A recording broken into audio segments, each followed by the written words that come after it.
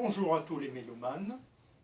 Lettre mélomane 2020-01. Nous commençons par un concerto pour piano de Carviton Doren. Alors c'est une œuvre très contrastée par son style, mais aussi par l'intérêt musical.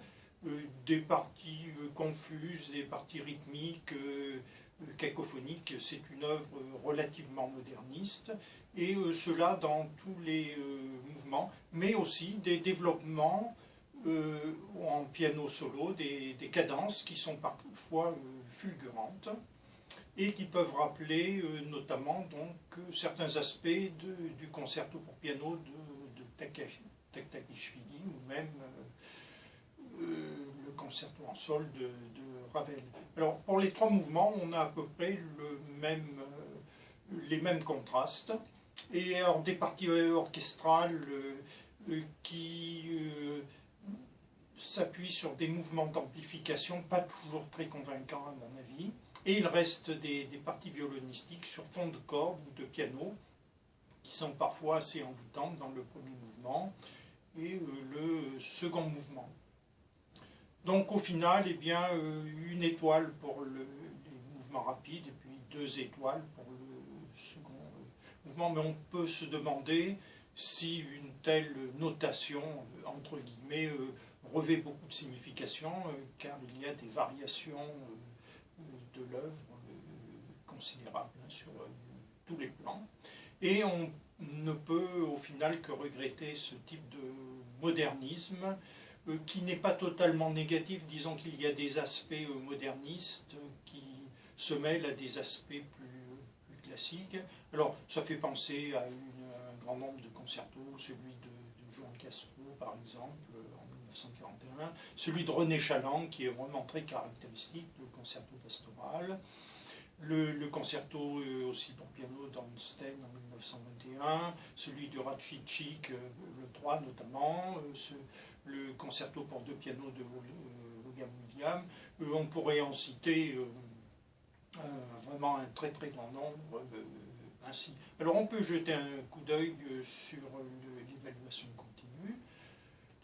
Notamment, elle est à peu près identique pour les 3 mouvements, c'est-à-dire que on a visiblement des moments où l'œuvre atteint l'excellence, et puis des moments où elle a un intérêt, tout au moins par rapport à mon jugement, extrêmement faible. Donc ces différences de valeur se traduisent très très nettement sur l'évaluation continue.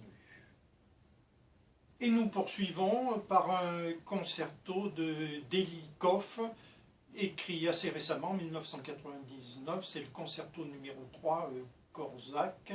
Alors c'est une sorte de poème symphonique qui est consacré au bienfaiteur des enfants, Korczak, donc au cours de la Seconde Guerre mondiale. Alors, à peu près le même style que le concerto précédent, parce qu'il faut dire que c'est un style qui est tout de même extrêmement courant dans les œuvres moderne, même de la fin du XXe siècle, c'est-à-dire donc des disharmonies, un caractère assez abrupt qui est lassant, et en même temps eh bien, un certain mélodisme, et quelquefois des cadences solistiques qui sont d'un lyrisme intéressant.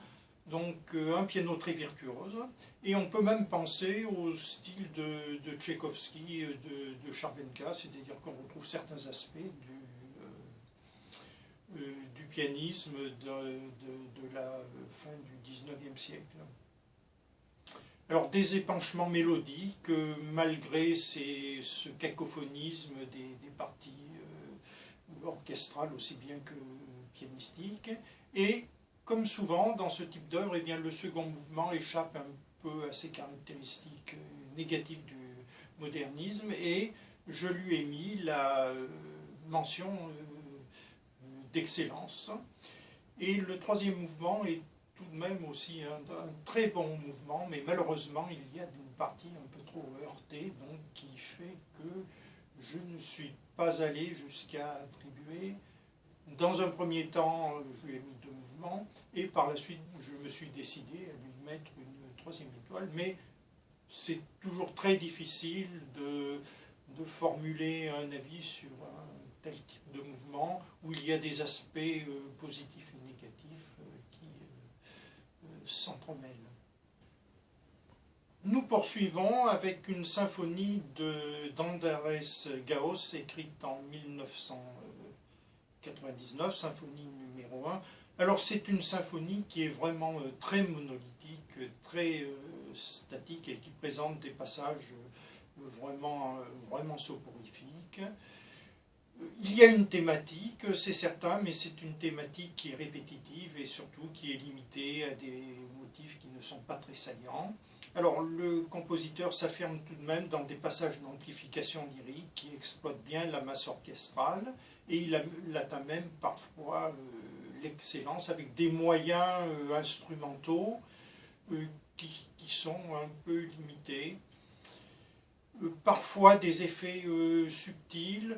C'est, alors du point de vue style, c'est, je dirais, pseudo-wagnérien, une certaine touche de musique nordique, par le statisme qui est très prononcé. Néanmoins, ces caractéristiques ne suffisent pas à me convaincre. Alors le meilleur mouvement, c'est sans doute le second, auquel j'ai attribué tout de même une étoile, mais auquel j'aurais pu attribuer 2 étoiles. Et on remarquera la finale du dernier moment qui relève l'intérêt de cette œuvre. Et nous en venons à une pièce pour piano de Ituarte Julio, qui s'intitule Écosse de Mexico. Alors c'est une pièce absolument extraordinaire, et je suis allé jusqu'à lui mettre 4 étoiles, d'une virtuosité absolument étourdissante, une thématique très riche, très mobile, et c'est une pièce d'un rhapsodise extrêmement marqué, donc c'est une pièce pour piano qu'il faut absolument écouter. J'avoue que j'ai rarement entendu des pièces pour piano aussi éblouissantes que celle-ci. Loman Rodrigo, Concerto Huasteco, aztèque. Alors c'est une œuvre très bizarre qui ne m'a pas du tout convaincu. Tout d'abord, je ne vois pas vraiment où est l'empreinte rhapsodique dans ce concerto qui se prétend aztèque. Alors, c'est un concerto tout à fait néoclassique, mais d'un rythme extrêmement répétitif et qui devient lancinant. Alors c'est une sorte de staccato permanent, avec des motifs très très courts, du début jusqu'à la fin, on ne peut pas souffler une seconde. Néanmoins, on ne peut pas dire que ce soit une œuvre vraiment moderniste, car l'orchestration est très douce, c'est très tonal évidemment. Alors orchestration très douce, même avec les percussions. Et il y a une partie soliste très importante au violon qui, à mon avis, rehausse un peu l'intérêt de l'œuvre en brisant ce staccato. J'avais dit qu'il était donc présent du début à la fin. Non, j'avais oublié qu'il y a tout de même cette cadence soliste au violon, donc au centre de l'œuvre, qui est très importante. Et alors, c'est une partie violonistique d'une virtuosité relativement limitée, mais qui passe finalement assez bien. Au final, pour ce concerto aztèque, pour violon-orchestre, je n'ai mis aucune étoile. Et nous terminons par un concerto donc, pour piano et orchestre d'Henrik Wars, datant de 1950. Alors là, nous franchons un pas de plus vers le modernisme, un concerto très court, mais qui est vraiment très confus à mon goût, très cacophonique et, je dirais même, d'une audition désagréable. Et cela n'empêche pas, ce qui est un peu étonnant, mais c'est vrai d'un certain nombre d'œuvres modernistes, moderniste. Cela n'empêche pas l'aspect mélodique de ce concerto. Alors il y a un motif principal, oui, effectivement, mais qui à mon avis est d'un très très faible intérêt. Et pour ce concerto, eh bien, je n'ai mis aucune étoile.